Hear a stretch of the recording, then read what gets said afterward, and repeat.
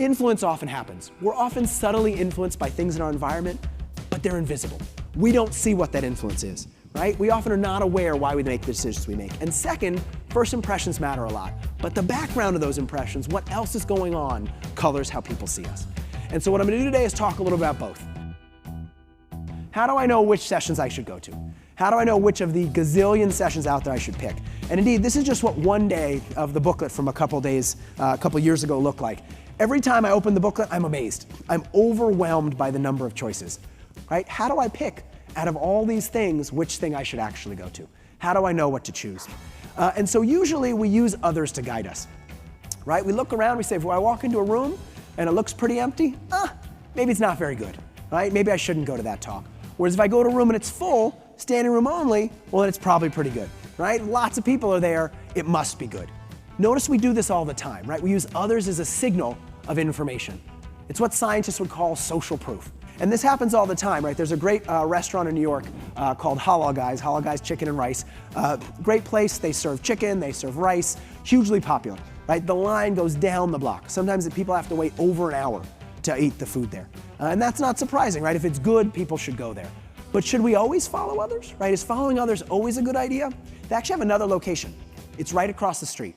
Same food, same company, no one goes there, right? The mere fact that there's a line, people say, oh, it's a line, it must be good.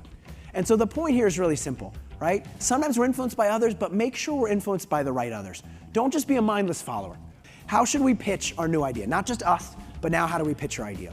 And sometimes we have this tension between pitching it as similar or different. So we say, hey, this thing is really similar to what's out there already, or hey, it's completely different from what's out there already, completely different from anything you ever heard of, right? And so the question is, should we make our innovation a continuous one or a discontinuous one? Continuous being continuing an old category, discontinuous being creating a new one, right? And sometimes we all want to be totally different from what's out there before. Nothing is like us, right? We're the only app to ever do this before. But sometimes we make ourselves so different that people say, well, I don't really know if I need this or want this. So we need to figure out how to find the optimal balance of similarity and different. And my favorite example of this is actually the automobile. So when the automobile was first introduced, obviously today everyone's familiar with an automobile, but it was first introduced, it was pretty scary. It was very different than riding around on a horse, right? And so it had trouble getting traction. They had to figure out how to take a very different thing and make it succeed by making it feel more similar. So what could they do? How could they take this different thing, same idea, same automobile, and make it more successful? So they came out with a simple idea called the Horsey horseless. And this is sort of funny, but what they ended up doing is taking a fake horse head and putting it on the front of a car.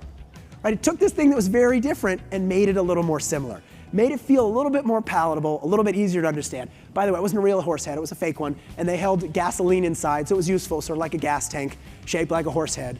But I think the Horsey horseless is a great example of taking something different and making it feel a little more similar to make it feel more palatable. And so in thinking about this idea, how can we harness the Goldilocks effect?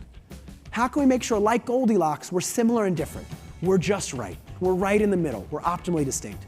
Different enough that people understand why they need to go somewhere different from what they've been doing previously, but similar enough to say, okay, this is not so new that I can't understand it.